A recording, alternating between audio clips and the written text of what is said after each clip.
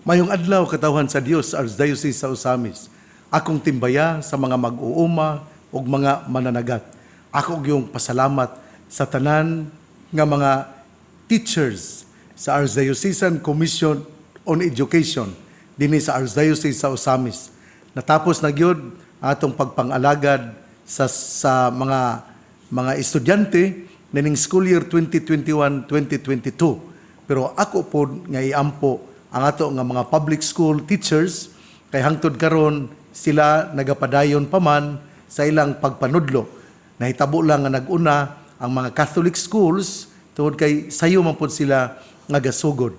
Muna nga ninyo nga mga public school teachers ania pud kamo sa ako nga kasing-kasing aron kamo akong ihalad ngadto sa Ginoo aron sa inyong mga kalisod sa inyong paggiya sa mga kabatan-unan inyo nga mapupo ang panalangin sa Ginoo. We do not work only for today, but we work for eternal life. Mao na nga nagtrabaho kita, dili sa madugta nga purong-purong, kundi sa purong-purong nga maghatag kanato sa kinabuhing dayon. Karunggong adlaw pod, Hunyo 1, makighinabi usab ako ni Ma'am Faye Tenchabes. Kay doon na may plano nga dinha sa Santa Maria, ang yuta dinha nga naang kapilya, iyang i-donate o iya pod nga punan aron mabutangan o function hall o ingon man usab konbento para sa pari. Tungod kay nagplano man kita nga kana dinha maoy buhaton nga parokya. Buhaton kana nga parokya dinha sa Santa Maria. Mao na nga ang atong patron diha, di gyud pwede gud nga patron ang Santo Niño, pero naanad naman mo na nga matawag yun na og sa gihapon nga Santo Niño Parish. Sa to pa di ay magkikita ako karon Hunyo 1 ka alas 9 sa buntag ni Ma'am Faye Tenchabes. Unya ugma Hunyo 2 mauna ang installation sa priest in charge sa mission station dinha sa lungsod sa Concepcion, Misamis Occidental, nga mao si Father J.C. Vinya Langgam. Hinautunta nga atong tabangan si Father J.C. Langgam kay mission station pamana. Akong gihangyo ang dagko nga mga parokya, ang Tanggob, ang Oroquieta ug ang Cathedral, ingman usab ang Kalamba o Clarin o ang uban nga mga kadagko nga mga parokya nga mutabang unta sa ato nga igsuon nga pari nga diosesano dinha sa Concepcion, Misamis Occidental. Karong adlaw sa kuno gigawa adlawng Miyerkules Hunyo 1 ang atong ebanghelyo atong kutloon sumala sa ebanghelyo ni San Juan. Si Jesus mihat sa langit ug nagampo, ug karon muanha ako kanimo, dili na ako magdugay dinhi sa kalibutan, apan magpabilin sila dinhi. Balaang Amahan, bantayi sila diha sa gahom sa imong ngalan, ang ngalan nga imong gihatag kanako. Aron sila mausa, ingon nga ikaw ug ako usa lamang. Samtang ako uban pa kanila, gibantayan ko sila pinagi sa gahom sa imong ngalan, ang ngalan nga imong gihatag kanako. Gibantayan ko sila ug walay usa kanila nga nawala. Gawas niadtong tawo nga mawala gayod aron matuman ang kasulatan. Ug karon muanha ako kanimo ug gisulti ko kining mga butanga dinhi sa kalibutan aron malipay sila pag-ayo duyog kanako. Gihatag ko kanila ang imong mensahe ug gikasilagan sila sa kalibutan. Kay dili man sila iya sa kalibutan, ingon nga ako dili iya sa kalibutan. Wala ako maghangyo kanimo nga kuhaon mo sila gikan sa kalibutan, kundili nga bantayan mo hinuon sila batok sa yawa. Ingon nga ako dili iya sa kalibutan, dili usab sila iya sa kalibutan. Himua silang imo gayud pinaagi sa kamatuuran, ang imong pulong kamatuuran. Gipadala ko sila sa kalibutan, ingon nga ako imong gipadala ngani sa kalibutan. Ug tungod kanila gitugyan ko ang akong kaugalingon nga kanimo aron maimo usab sila. Ebanghelyo sa tong Ginoo, daygon ikaw o Kristo. Mga igsuon, ang atong ebanghelyo karon maanindot gyud kaayo. puno gyud kayo sa pagtulunan. Una sa tanan, ang atong Ginoo miyahat sa langit ug nagampo. Hindot kayo nino. Di gyud nato ni kalimtan kay ang atong ebanghelyo gasugod gayud nga mipakita nga ang atong Ginoo si Hesus mihimo sa pagampo, miyahat sa langit ug nagampo. Ang pagampo god daw usaman ka kalanon sa atong kalag. Magunsa man kon lagsik ang imong lawas apan nagmaluyahon ang imong kalag tungod kay dili naman ka moampo.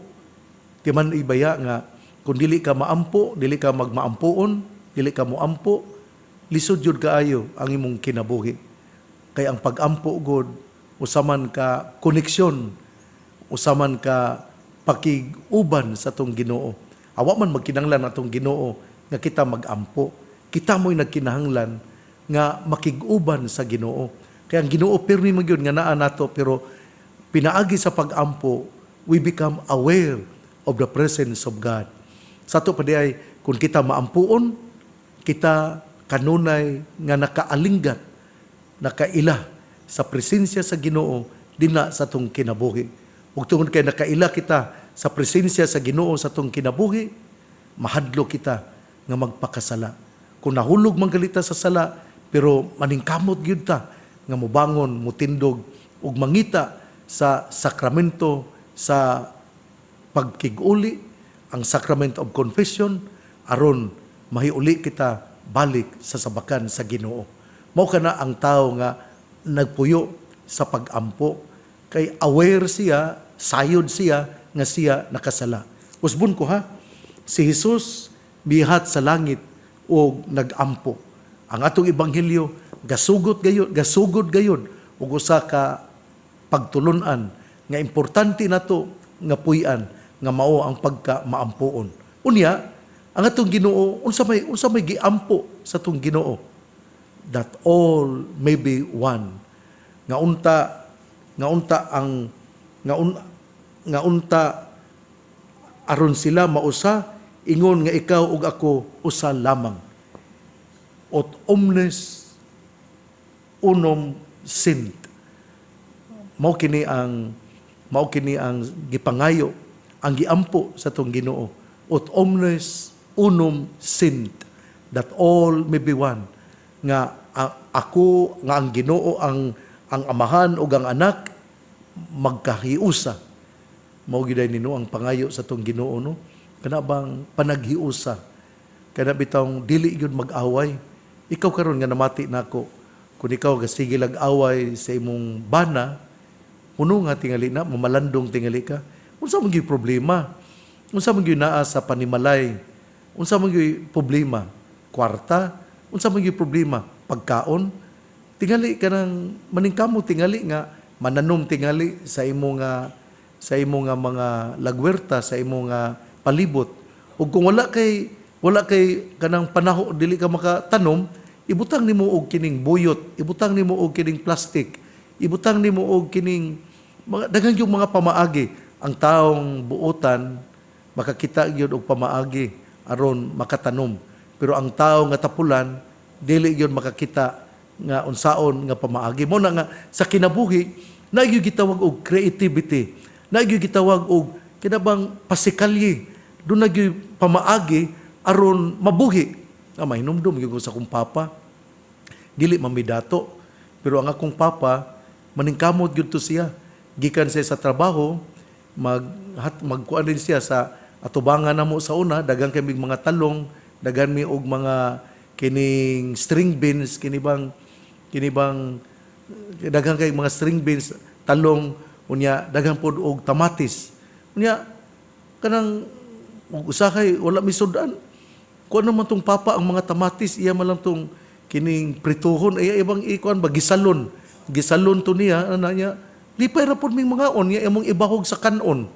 Niya kana bang inana wala gyud kanang nakakaon gyapon mi. Wa mami mag atong una noon, wa may pangandoy atong una kanang mga lamian nga sudan, dili man na pirmi.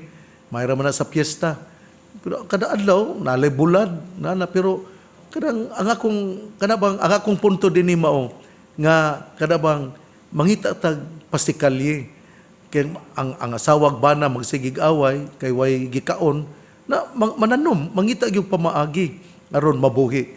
O ang ako gong punto dinhi mao nga ang ato gong Ginoo nangamuyo nagampo manggod nga that all may be one. Ut omnes unum sint nga ang tanang katawhan magkahiusa. Unya mauna nga dina sa panimalay ang una gyud nga magkahiusa mao gyud ang panimalay. Unya mangita gyud pamaagi ang mamag papa aron magkahiusa ang banay. Nainumdum lang kog usa ka anak nga suko kayo siya sa iyang mama ug sa iyang papa. Muto nangutana ko nga nganong nasuko man ka sa imong mamag papa? Ningon siya nga tinuod na mi kwarta pero permi lang nga wala ang akong mama, permi lang nga wala ang akong papa. Ang ilang gihatagan og panahon maura gyud ang ilang negosyo, maura gyud ang ilang pagtinda dinha sa merkado. Wala mi ang among balay murag lisod jud kaayo. Wala mi kay baloon saon pag limpyo sa among panimalay kay wala may migiya kanamo. Muna nga mama, papa, dili lang tingali kwarta ang atong pangitaon kundili ato yung gamon ang usa ka panimalay nga anaa ang amahan, inahan og mga anak.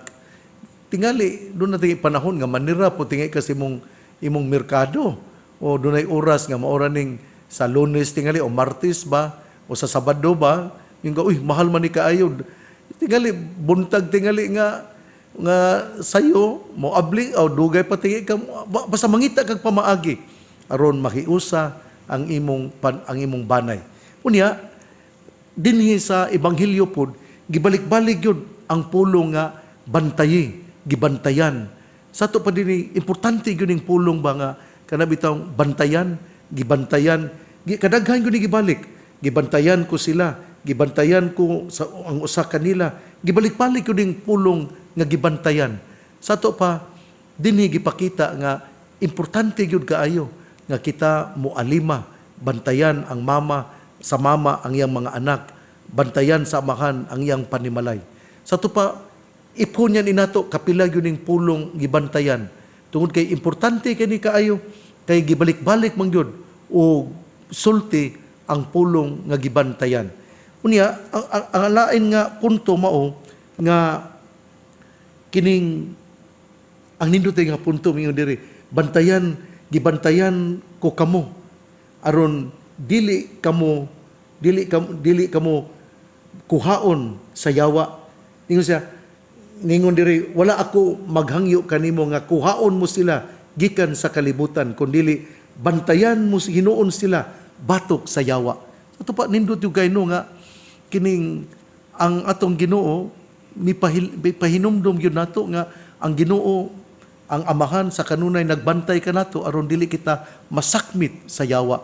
Pero mingon pud siya nga doon na gyud masakmit kun kita mo surrender gyud ngadto sa yawa. Muna nga dili gyud ta mo surrender ngadto sa yawa. Ato yung magampo ta unya ang unod sa pagampo sa tong Ginoo mao nga ut omnes unum sint that all may be one. Unya aron dili gyud kini matipak ang maong pagkahiusa dili mabahin-bahin ang atong Ginoo miawhag nga bantayan gyud ang usag-usa.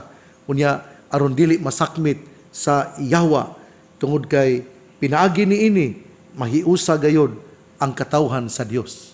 Nindot kayo no ang mga pagtulon-an karon nga atong nabatunan nga atong nadunggan meaning adlaw Miyerkules, adlaw nga gihalad usab ngadto ni Mama Mary kay kagahapon god Pitsa 31 Mayo 31 kagahapon mao man ang piyesta sa visitation ang pagduaw ni Mama Mary ngadto sa iyang ig-agaw nga si Isabel o si Elizabeth. Unya kagahapon Mayo 31 mao man pod ang culmination sa Flores de Mayo. Nya kita sayod nga sa uban nga mga diocese, sa uban nga mga kapilya, doon na yung mga prosesyon, ato unta kanang mahimo usab dinhi sa Archdiocese sa Usamis, nga doon na yung tayo prosesyon, halad ngadto ni Mama Mary unya ngadto sa Santa Cruz ug uban pa, pero wala pa kay ni nato mahimo dinhi sa Archdiocese sa Osamis. Pero dito sa Basilan, sa uban dito sa Sugbo, dito sa uban nga mga parokya, mga dioceses, doon nagyoy dako nga prosesyon nga ihalad alang kang Mama Mary. Busa atong ipadayon ang atong pagtuo, atong ligunon ang atong pagtuo. Usbon ko, ang atong pagtulunan karon nining adlaw Miyerkules, una nga si Jesus mihimo sa pag-ampo ug ang unod siyang pag-ampo ot omnes unum sint nga ang tanan unta magkahiusa. Ikaduhang punto mao nga gisaaran kita nga bantayan gyud kita sa Ginoo sa amahan. Gibalik-balik gyud nigsulti nga bantayan kita. O ang ikatulo nga dili gyud kita masakmit sa dautan. Igsuon ang mayong balita nga mong pulong ni Hesus, ang ayang pamation, pamalandungan ug paningkamutan nga mapuy-an. Mulahan ang tao nga namati sa pulong sa Ginoo, sama sa kahoy nga gitanom, daplin sa usa ka sapa, kansang dahon dili gayud malaya. Tempo sa timbunga, siya mamunga. Igsuon, ugma na usab. Akong ipahinumdom ha, nga karong adlaw mag-istorya kami ni Ma'am Faye Tenchabes, nga taga Santa Maria, Tangub City. Unya siya manggod ang mo donate sa yuta aron ang kapilya dinha sa Santa Maria ato na nga buhaton nga parokya. Unya pun-an niya aron anaa pod ang mahimo pod ang function hall ug ang kining kumbento, rectory, ang termino gyud rectory para sa pari o kumbento para sa madre mo na nga rectory kon kining asa mo puyo ang pari. Salamat daan Ma'am Faye Tenchabes ug sa iyang banay. Ang pangaliya sa mahal nga Birhen Maria nga gisangpit sa mga misa-misnon nga Birhen sa kuta, ang Ginoo magapanalangin kanatong tanan. Sa ngalan samahan sa Anak ug sa Espiritu Santo. Amen. Ugma mao ang installation ni Father Jesse Langgam. Nya giubanan gud siya ni board member ni Misyo Lahay-Lahay. Salamat kaayo board member ug sa tanan nga mihatod ni Father Jesse Langgam. Magdala lang ka tag bugas aron makakaon mo din na kay naama mo din na sa konsepsyon. Salamat. God bless. Mabuhay tayong lahat.